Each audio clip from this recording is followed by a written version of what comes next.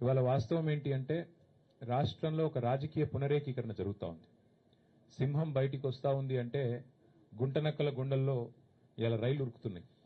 కేసీఆర్ గారు ఒక సంవత్సరం తర్వాత ఒక బహిరంగ సభకు వస్తున్నారంటే ఎన్నో రకాల కుట్రలకి కుతంత్రాలకి తెరలేపి కాంగ్రెస్ ప్రభుత్వం జగిత్యాలలో జరగబోతున్న జైత్రయాత్రను అడ్డుకునే ఒక చిల్లర ప్రయత్నం చేస్తూ ఉంది. ముఖ్యమంత్రి గారు మంత్రులు ఎంత సిల్లీ పాలిటిక్స్ అంటే కేసీఆర్ గారు ఇక్కడికి వస్తున్నారంటే ముఖ్యమంత్రి గారు మేడిగడ్డ కోతారట. 2.5 ఏళ్లకెళ్లి మేడిగడ్డ కోయేందుకు ముఖ్యమంత్రికి టైం లేకుండే అర్జెంటుగా ముఖ్యమంత్రి గారికి కేసీఆర్ గారి బహిరంగ సభ ఇక్కడ ఉంటే టీవీలలో సగం కేసీఆర్ ను చూపెట్టాలి, సగం రేవంత్ రెడ్డిని చూపెట్టాలి, పేపర్లలో సగం రేవంత్ రెడ్డిది రాయాలి, అవతలికు కేసీఆర్ది రాయాలని ఒక చిల్లర ప్రయత్నం. అంటే గింత కుత్సితమైన గింత కుసంస్కారమైన గింత చిన్న మెదడున్న ముఖ్యమంత్రి బహుశా భారతదేశంలో ఎవరు ఉండరు, ఒక రేవంత్ రెడ్డి తప్ప.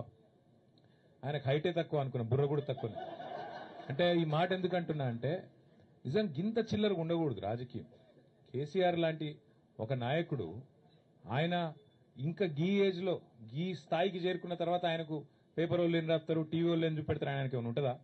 జగిత్యాలకు వచ్చుడు, జనాలను కలుసుడు, అందరి ముందు మాట్లాడుడు, లక్షలాది మందితో సంభాషించుడు కేసీఆర్ గారికి తెలిసిందే గది, ఆయన ప్రస్థానమే అది.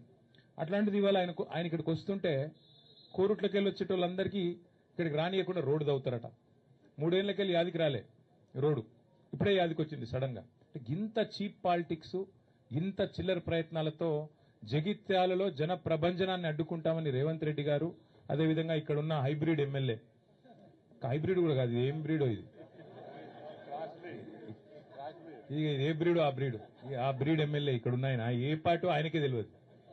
బీఆర్ఎస్ అని ప్రెస్ మీట్ లో చెప్తాడు, కాంగ్రెస్ పార్టీ ఆఫీసులో కూర్చుంటాడు, కాంగ్రెస్ పార్టీ మంత్రి పక్కకు కూర్చుంటాడు. క్రాస్ బ్రీడ్ అనాలనా, హైబ్రిడ్ అనాలనా, ఏం బ్రీడ్ అనాలే, ఆయన ఏందో ఆయనే చెప్పుకోవాలి.